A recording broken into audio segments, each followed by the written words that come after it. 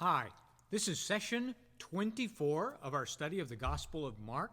We're looking at the last little bit of chapter 14 and the beginning of chapter 15. Now, as we read these accounts today, I want you to remember that Mark is, after all, the shortest gospel, shorter than the others, and does not include some of the things that the other gospels includes and some of the details, such as when we look at tonight's stories, it's not going to include any of Pilate sending Jesus over to Herod and then Herod sending him back to Pilate. Just not there at all. But what we need to remember is this is not a legal document. It's not a court record of what happened, and certainly not by the kind of historical standards that we like to use today. It is a gospel. It is a proclamation of the good news. That's where Mark puts his emphasis by what he decides to include and how he emphasizes different things. And so we're going to see that as we work through these sessions. So at the end of last session, Jesus has just been arrested in the Garden of Gethsemane. All the disciples scattered and fled. So, Mark chapter 14, starting in verse 53. They took Jesus to the high priest, and all the chief priests, the elders, and the teachers of the law came together. Peter followed him at a distance, right into the courtyard of the high priest. And there he sat with guards and warmed himself by the fire. Well, that's pretty unusual, isn't it, right? Peter, a primary associate of Jesus who's just been arrested, going into the courtyard of his captor. Well, John's gospel in particular gives us a little bit more insight about this. It says that one of the other disciples was known to the high priest, and that disciple helps Peter come into the courtyard. But nonetheless, Peter is trying to maintain a pretty low profile throughout this event. Verse 55. The chief priests and the whole Sanhedrin were looking for evidence against Jesus so that they might put him to death, but they did not find any. Many testified falsely against him, but their statements did not agree. Then some stood up and gave this false testimony about him. We heard him say, "I will destroy this temple made with human hands, and in 3 days will build another, not made with hands." Yet even their testimony did not agree. So in these verses, what we see really is a description of a trial in front of the highest Jewish court in the land. That's what the Sanhedrin was. They were the official body that would make decisions like this. And we see standard practice such as multiple witnesses. But this is anything but a standard trial. The outcome is already determined in their minds. It is just a sham. And when they can't find witnesses who agree, they go find some false witnesses, and even these people can't get their stories together. And all of this just confirms what Jesus had predicted in chapters 8 and especially chapter 10. So there are two main charges against Jesus. The first one has to do with the temple. And throughout his ministry, but especially when he was there in Jerusalem, Jesus had spoken and acted, remember, in very plain language and actions about the temple, about its corruption, and about its coming destruction. And although the witnesses were giving false testimony, there is kind of an ironic sense in which what they're saying is correct. Jesus will not tear down the temple himself, but it will be destroyed physically. And even more, both what the temple came to represent in its current perverted functions and what it represented theologically was going to come to an end. His death would be the destruction of his own temple, his body, by their hands, not by his hands, and his resurrection after 3 days would lead to the rebuilding of his body, and not by human hands, but by a miracle by God. All right, verse 60. Then the high priest stood up before them and asked Jesus, "Are you not going to answer?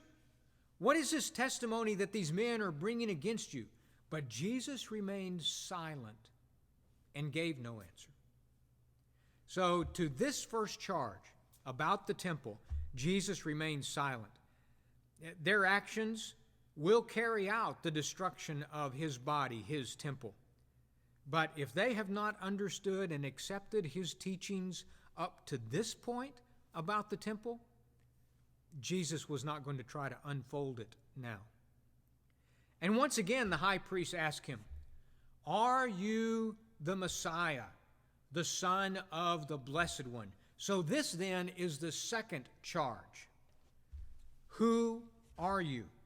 Are you the Messiah, the anticipated Christ? Are you the Son of the Blessed One? And by using that little phrase, Blessed One, that was among the Jews at that time, that would have been a polite, proper way to avoid saying the name of God. Are you the Son of God? Well, who are you has been this dominant theme that we've seen throughout the Gospel of Mark. Who is Jesus? And so Peter affirmed that he is the Christ, but Jesus told him to keep it quiet.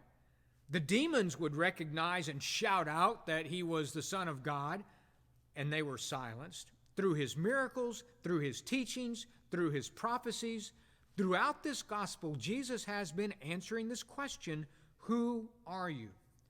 But now it is put to him directly. Verse 62. "I am," said Jesus. So in this brief answer, Jesus is not just simply saying yes to that question. And he's not just simply being brave, heroically telling the truth in the face of these accusers. It's important for us to realize that he is making a clear, strong, biblically connected revelation about who he really is. By that simple phrase, "I am," he is directly connecting himself with all of those teachings of the Old Testament, the revelation of God to Moses. What's your name? I am. And that is clearly understood based on the reaction of the high priest and the others. All right, and then Jesus continues. He says, "And you will see the Son of Man sitting at the right hand of the Mighty One and coming on the clouds of heaven." So he goes on to make further biblical connections about who he really is, drawing lines to Psalm 110, verse 1, and Daniel 7:13. He sort of combines together some imagery from those and identifies himself as the Son of Man and paints a picture of a future vindication of who he is by God himself. Verse 63. The high priest tore his clothes. "Why do we need any more witnesses?" he asked. "You have heard the blasphemy. What do you think?" And they all condemned him as worthy of death. So now we have the official death sentence from this body of shallow religious leaders. They condemn him to death. Verse 65. Then some began to spit at him. They blindfolded him. They struck him with their fist and said, "Prophesy." And the guards took him and beat him. Now remember, at this point, these still would have been Jewish temple guards. So how ironic, how mocking that while they've convicted Jesus of being a false prophet, now they blindfold him, somebody hits him, and then they challenge him to be like a prophet and identify who it really was. All right, let's go on to the second story, all of which is really woven artfully together by Mark. Verse 66. While Peter was below in the courtyard, one of the servant girls of the high priest came by. When she saw Peter warming himself, she looked closely at him. "You also were with that Nazarene, Jesus," she said. But he denied it.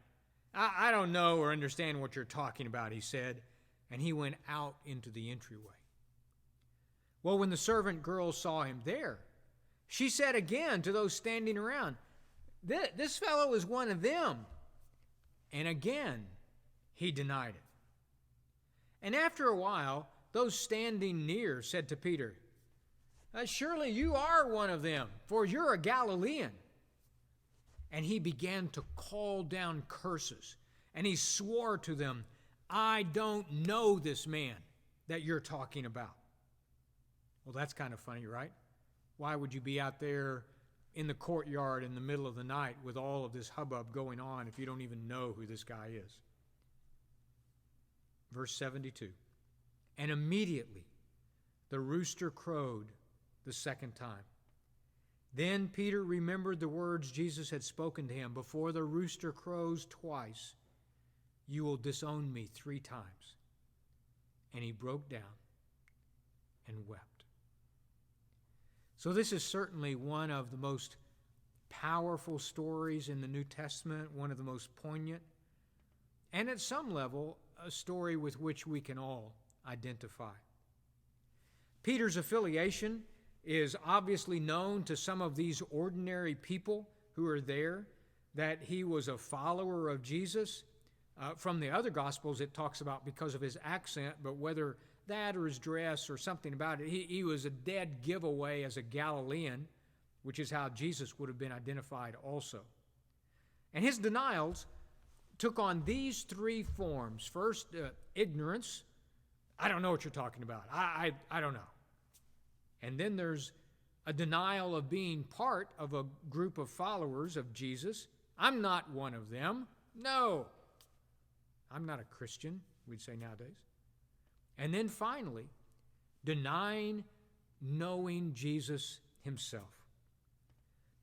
So to the early readers of Mark, in their scenario, and honestly to us today, the most common arena for testing our fellowship is not in front of a judicial body like Jesus is facing inside in a courtroom setting.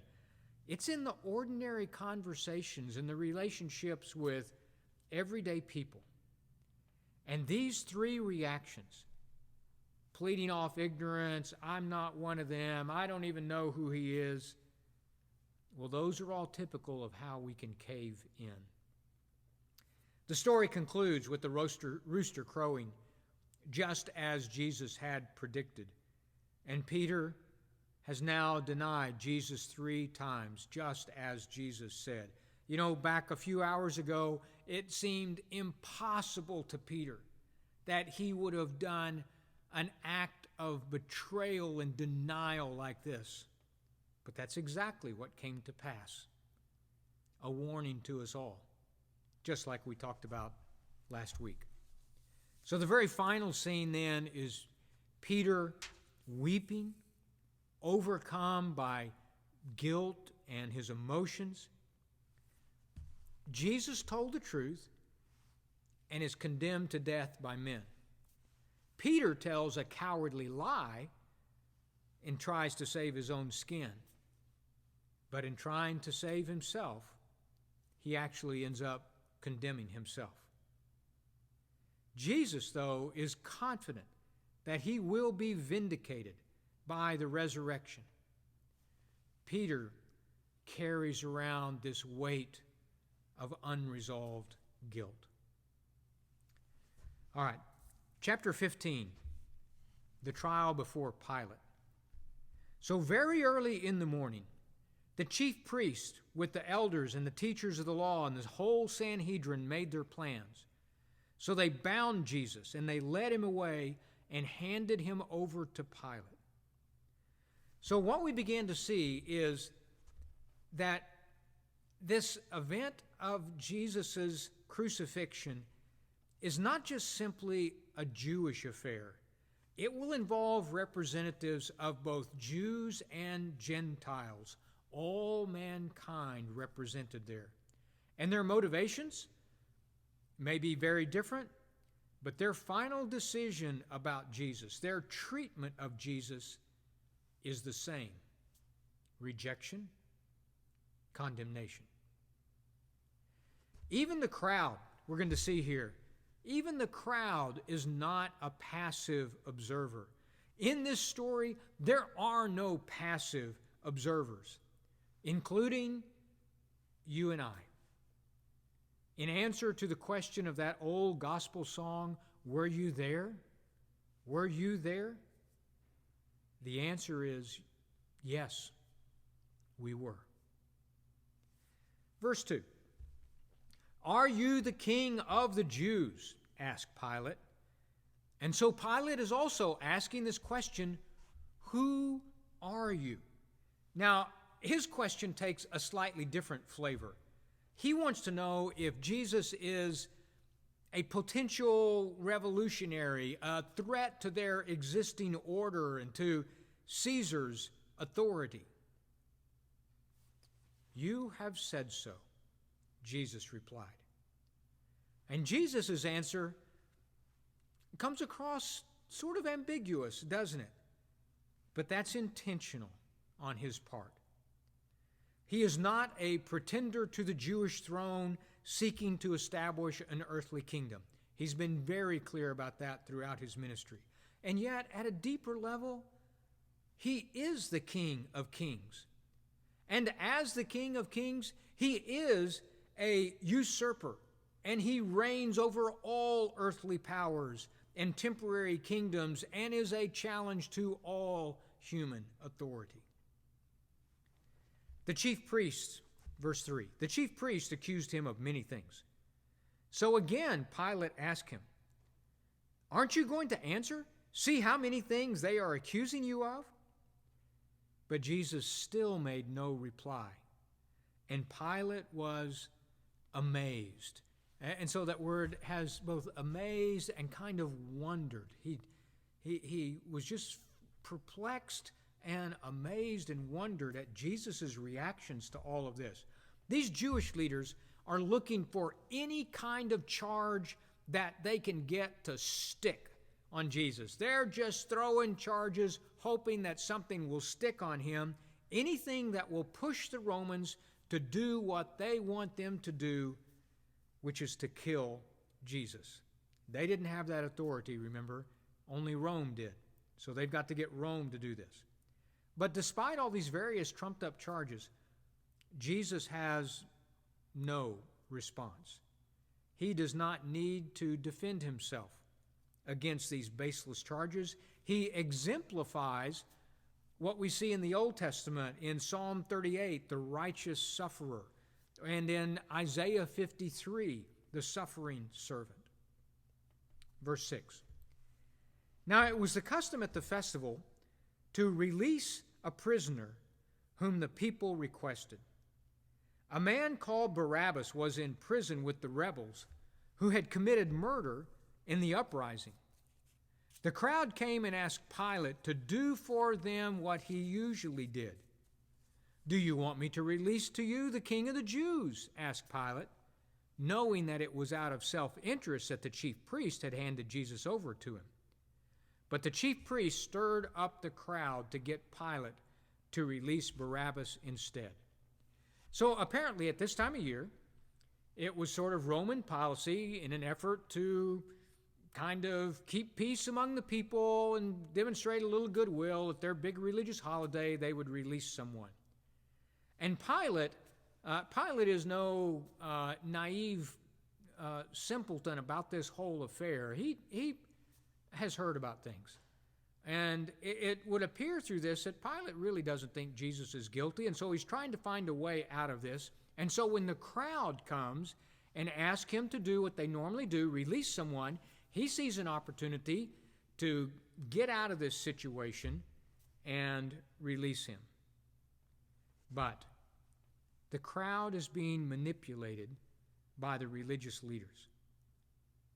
Now, I hardly have to unfold how that still happens today, how people are manipulated by leaders.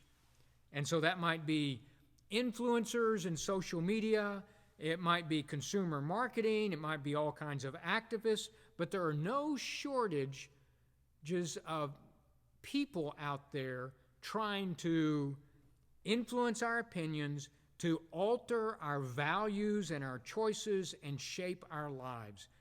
And the best ones out there do it in such a way that we don't even recognize that they're trying to do it. But we are all surrounded by forces that are trying to manipulate us and use us for their own ends. What shall I do then? Verse 12.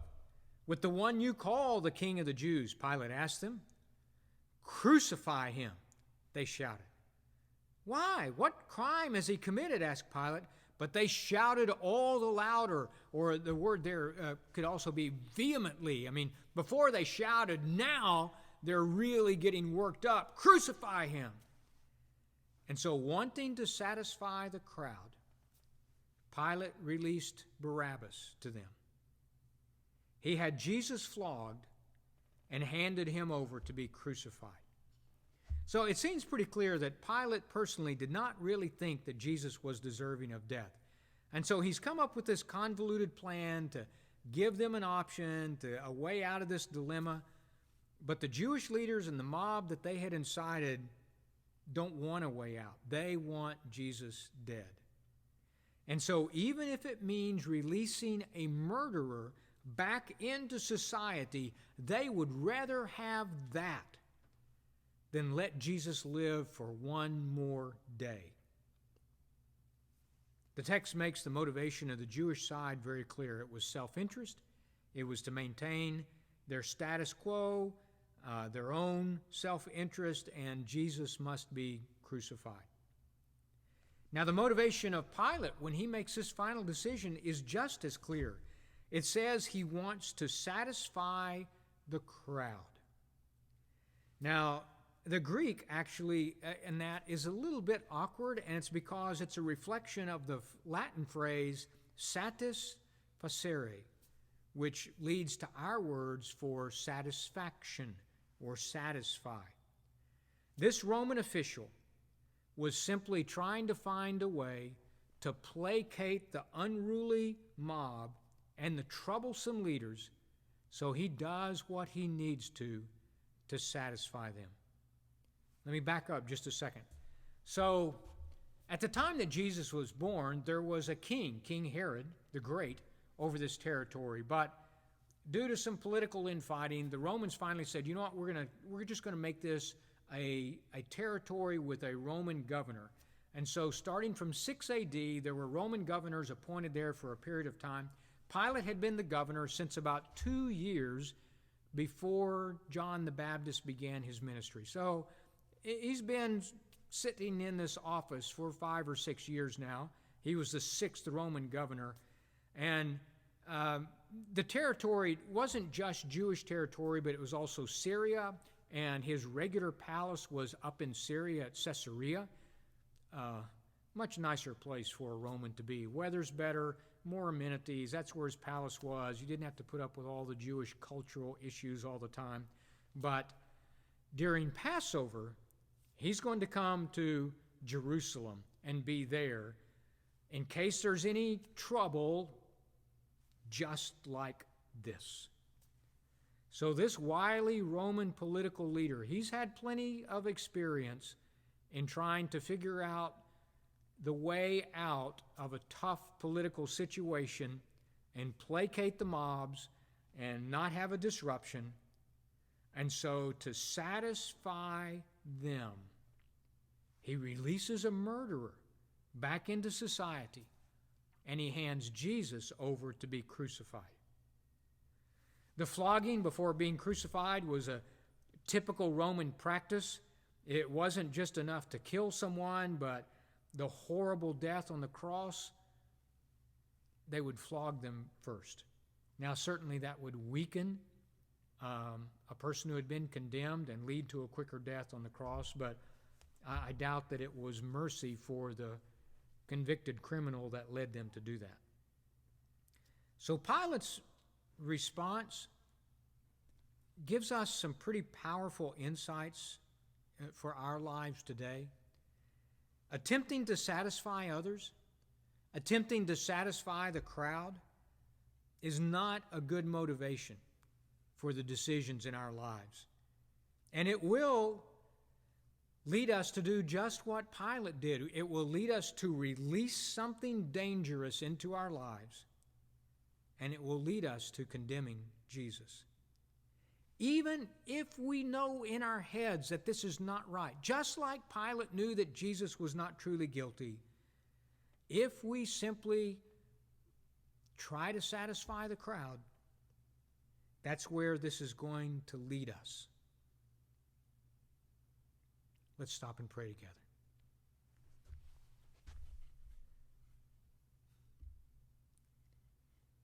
Dear Father, this passage is so full of crystal clear insights about what we are like. How easily we can go down a path where we think we're such a strong Christian, and the next moment, at the drop of a hat, we cave. And whether it's out of some kind of self-interest or self-preservation, or in the case of Pilate, we just are too concerned about satisfying other people. It's so easy to turn our backs and walk away. Father, instead, help us to look at the example of Jesus, who, even though mistreated, instead becomes that righteous, suffering servant, absolutely faithful to God's calling, and perfectly confident that in the end we will be vindicated and God will step in and rescue us. Father, thank you for what Jesus Christ did for us. And it's in his name we pray. Amen. Thank you for being with me in this session. The next session will move on into the actual crucifixion and death and burial of Jesus. See you then.